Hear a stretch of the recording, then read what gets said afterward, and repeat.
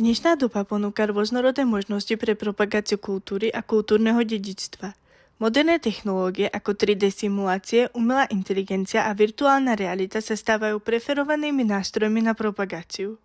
Sú pre ľudí zaujímavejšie a obohacujúce.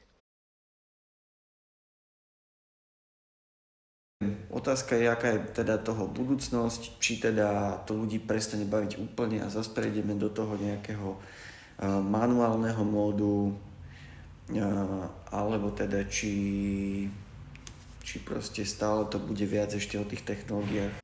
Rozmáha sa digitalizácia umenia, kde sa vlastne účastník cíti ako súčasť exhibície, čo robí vlastne umenie oveľa pôsobivejšie. Je dôležité vedieť, ktorú generáciu chceme svojou reklamou osloviť. Generácie Y, Z a Alfa preferujú inovatívne prístupy, ako je napríklad propagácia pomocou sociálnych sietí, interaktívne výstavy a digitálne umenie.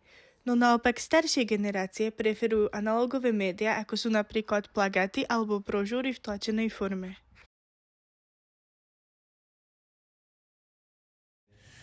Tak potom sú to už skôr tie videá, povedzme, naozaj rôzne pozvánky, niečo, čo sa proste hýbe, niečo, čo je viac interaktívne.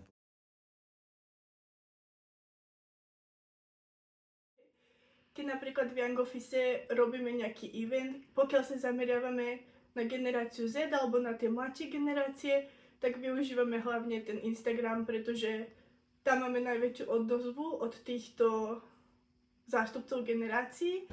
Vieme, že práve aj tá TikToková kultúra sa zase rozmáha, že sú to proste tie krátučké rôzne také vnemy, hej, také niečo, čo dokážeme v podstate hneď do toho nejako vletiť, čo nás dokáže veľmi rýchlo upútať.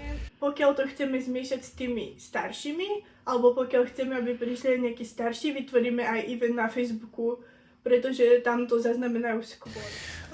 No a čo sa týka Facebooku, teda, ktorý je povedzme už teraz pre tú väčšiu alebo teda vyššiu vekovú kategóriu, tak tam je otázka, že teda či to má stále nejaký zásah, pretože je veľa ľudí, a teda osvedčuje sa to tiež aj u nás v paláci, ktorí práve stále ešte sú ako keby viac doma, povedzme v tom analogovom alebo teda v tom fyzickom, to znamená, že stále napríklad musíme tlačiť nejaký program aj na papier alebo teda na nejaké karty, ktoré tu potom ponúkame či už dôchodcom alebo teda povedzme cudzincom, ktorí ešte nepoznajú naše webové stránky a tak ďalej.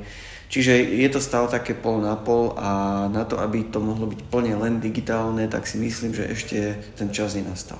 Využívanie smart technológií na propagáciu je často náročné na čas, financie a odborné znalosti. Kultúra často nedostáva dostatočnú podporu, aj keď je pre ľudí dôležitá. Je fajn, že sa točia aj také povedzme rôzne krátke dokumenty, že sú teda aj influenceri, ktorí teda vedia toto nejakým spôsobom spropagovať. Niektoré krajiny však trpia oveľa horšími problémami, ako je nedostatok kultúry. Smart technológie menia prístup k pamiatkám a robia ich dostupné po celom svete. Opäť teda aj tuto sú tie výstavy vždy akoby aktuálne, menia sa, to znamená, že napríklad na tej virtuálnej prehliadke si viem pozrieť ten priestor, povedzme v takej tej pôvodnej forme, ale tá výstava sa stále mení, to znamená, že aj tak mám ako keby motiváciu sem znova prísť, pozrieť si to a vie to povedzme tých ľudí nalákať na to, aby potom zažili naozaj tú plnohodnotnú, povedzme, plnohodnotný zážitok z tej pamäti. Nadmerný turizmus tiež predstavuje riziko, čo vyžaduje udržateľné riešenie. Odborníci odporúčajú sa zamerať na jednu kampaň a venovať jej dostatok času. Pri propagácii je dôležité aj zapojenie odborníkov a mladých ľudí do procesov, čo môže viesť k zvýšeniu kvality výsledku. Pri použití smart technológií môžu nastať aj rôzne výzvy, ktorým treba čeliť.